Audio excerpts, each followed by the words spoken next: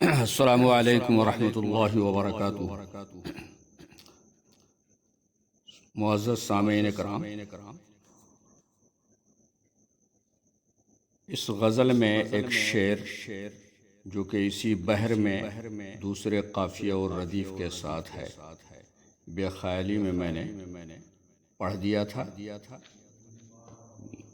دوبارہ غزل پڑھی جا رہی ہے، ملاحظہ فرمائے۔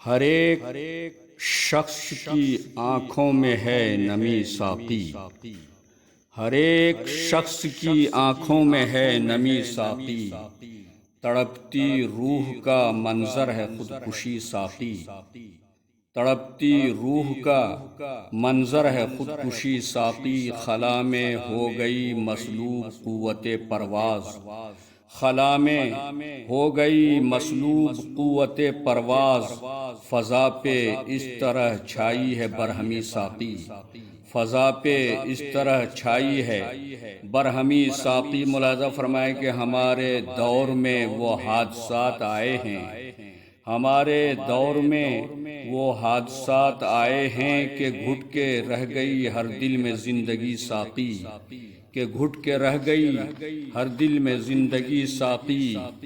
شیخ ملاحظہ فرمائے کہ درندے جن کے تقدس پہ جاں نثار ہوئے، درندے جن کے تقدس پہ جاں نثار ہوئے، انہی میں آ گئی اب تو درندگی ساقی، انہی میں آ گئی اب تو درندگی ساقی۔ شعر خاص طور سے ملاحظہ فرمائیں کہ بس اس کے بعد ہی پھر جرأت خلیلی ہے، پھر اس کے بعد ہی پھر جرأت خلیلی ہے، بس اس کے بعد ہی پھر جرأت خلیلی ہے، رہے گی تابکے یہ رسم آزری ساقی، رہے گی تابکے یہ رسم آزری ساقی۔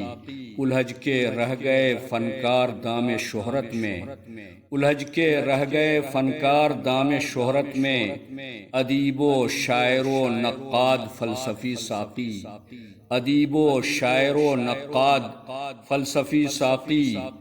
غزل کے رنگ میں کچھ واقعات لکھے ہیں، غزل کے رنگ میں کچھ واقعات لکھے ہیں، نہیں تو ایسی کہاں میری شاعری ساقی، نہیں تو ایسی کہاں میری شاعری ساقی، بس اس کے بعد ہی پھر جرأت خلیلی ہے، رہے گی تابکے یہ رسم آزری ساقی۔